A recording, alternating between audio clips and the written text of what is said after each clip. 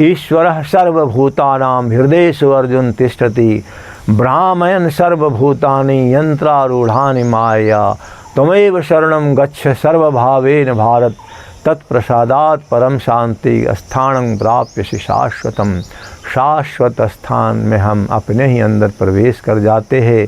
न तद्भाष्यतो सूर्यो न शशांको न पावकः यद् गत्वा न निवर्तन्ते तद्धामं परमं मम। How to improve mental health. तो पहले मन को शांत करने की जो क्रिया है योग में वह है प्राणायाम। उस प्राणायाम के माध्यम से सबसे पहले हम अपने श्वसन तंत्र को स्थिर करते हैं और एक सामान्य गति में लाते हैं ताकि हमारा श्वास जो है एक रिदम में चलने लगे। जब श्वास अंदर आती है तो हमें ऐसी भावना रखनी चाहिए कि ब्रह्मांड से स्वास्थ्य की तरंगों को हम ग्रहण कर रहे हैं, और जब प्रश्वास को हम बाहर फेंकते हैं तो ऐसा अनुभव करना चाहिए कि मेरे अंदर जो भी बुराइयां हैं, जो भी बीमारी है, जो भी डिप्रेशन है, जो भी तकलीफ़ है, उसे हम बाहर फेंक रहे हैं। इसके लिए एक विजुअलाइजेशन प्रोसेस होता है। हमारे हृदय में और मन में जो कुंठाएं हैं वह बंद है, तो उसको एक ढक्कन के जैसा इमेजिनेशन के रूप में, काल्पनिक रूप से उस ढक्कन को पहले खोल दीजिए, और मस्तिष्क में भी एक ढक्कन लगा हुआ है उसको भी खोल दीजिए। और जब लंबी गहरी श्वास लेते हैं तो स्वास्थ्य की तरंगें, उज्ज्वल तरंगें हमारे अंदर आती हैं, और अस्वास्थ्यकर तरंगें एक गहरे काले बादल की तरह, भाप की तरह हमारे मस्तिष्क से होते हुए बाहर निकलता है। इस क्रिया को यदि हम लगातार 10 से 15 मिनट करें तो थोड़ी देर में हमारे अंदर जो अवसाद, जो कुंठा, जो विषाद है वो निकल जाएगा। आंखें आदमी का खुला हुआ रहता है, फिर मन कहीं और होता है, तो वह एक बेहोशी की स्थिति है। तो बेहोशी की स्थिति से बाहर आने के लिए विजुअलाइजेशन प्रोसेस है कि हम पहले सचेत होते हैं, नेत्रों को बंद करके पहले वातावरण के प्रति हम सचेत होते हैं, फिर अपने शरीर के प्रति सचेत होते हैं, फिर शरीर के अंदर जितने ऑर्गेन्स हैं उसके प्रति सचेत होते हैं, फिर श्वासों के प्रति सचेत होते हैं, और श्वास के माध्यम से प्राण तक पहुँचते हैं, और प्राण में हम सचेत हो जाते हैं, जिसके लिए कहा गया है to be conscious in your own consciousness. नेत्रों को बंद रखते हुए इसको विजुअलाइज, अनुभव किया जाता है। जैसे ही हम अपने ऊपर फोकस्ड होते हैं वैसे ही बाहरी वातावरण से जो अशांति आ रही है उसको हम जला देते हैं, रोक देते हैं, और मन के अंदर शांति स्थापित करते हैं। हर श्वास में हम ब्रह्मांड से ऊर्जा प्राप्त करते हैं, तो ब्रह्मांडीय ऊर्जा को नमस्कार करते हैं, उनको हम धन्यवाद करते हैं कि वह हम पे अमृत की वर्षा कर रहे हैं।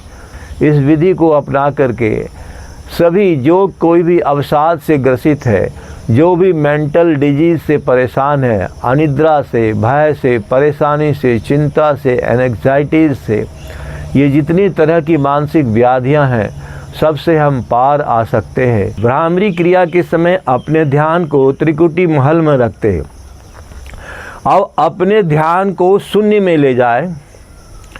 आप ऐसा अनुभव कीजिए, विजुअलाइज कीजिए कि परमपिता परमात्मा आपको ब्लेसिंग दे रहे हैं, और आप ध्वनि के माध्यम से उनके साथ एकाकार हो रहे हैं। पूरे ब्रह्मांड में आप अपने आप को संचारित कर रहे हैं ओंकार के माध्यम से। ओंकार में अकार, उकार, मकार 3 शब्द होता है, तो पहले इन तीनों को अलग अलग करके हम करते हैं एक बार, और फिर आप 3 बार ओंकार करेंगे मिला हुआ, और 2 बार मकार ध्वनि, महाप्राण ध्वनि को आप प्रकट करेंगे।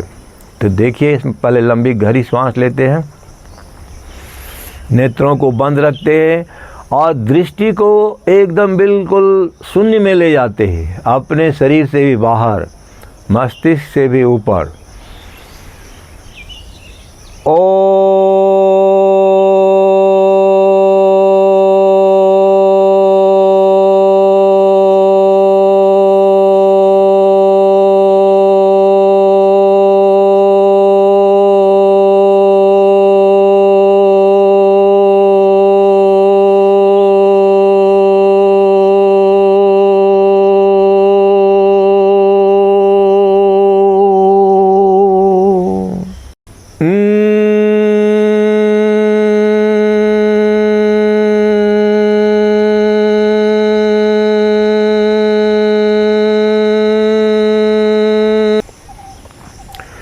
पूरा शरीर आपका झंकृत हो गया। ध्यान शून्य का, शरीर से बाहर हो जाइए।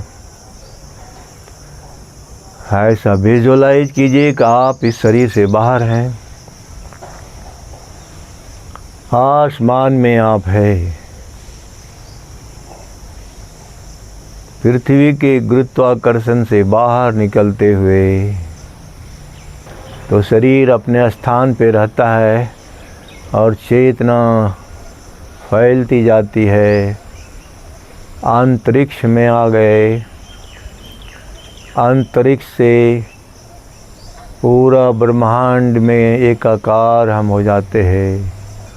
वहाँ पर जितने भी सद्गुरु हुए आज तक, जितने भी महापुरुष हुए, जितने भी सिद्ध हुए, सबके साथ हम संपर्क में आ जाते हैं, सबसे हम ब्लेसिंग ले रहे हैं। ऐसा विजुअलाइज कीजिए। जब तक अभ्यास में हैं तब तक विजुअलाइज करना पड़ता है, और जब अभ्यास पूर्ण हो जाता है इसी शरीर से बाहर निकल के योगी ब्रह्मांड में अपने आप को व्याप्त कर लेता है।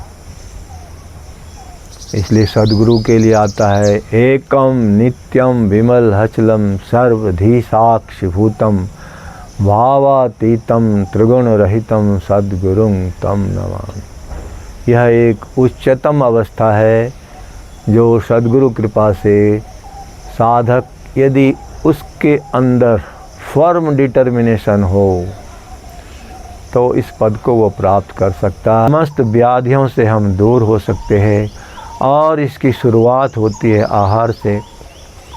जो भगवान श्री कृष्ण आहार शुद्धि पर ही पहला ध्यान दिए है। कहते युक्ता आहार विहारस्य युक्त चेष्टस्य कर्मसु युक्त स्वप्नावबोधस्य योगो भवति दुःखः। समस्त दुखों से शारीरिक, मानसिक और आत्मिक, आदि दैविक आध्यात्मिक जितने भी तरह के दुख है उससे निवृत्ति मिल सकती है और परमात्मा के परम धाम में हम जा सकते हैं, क्योंकि ईश्वर का निवास स्थान हमारे हृदय में है।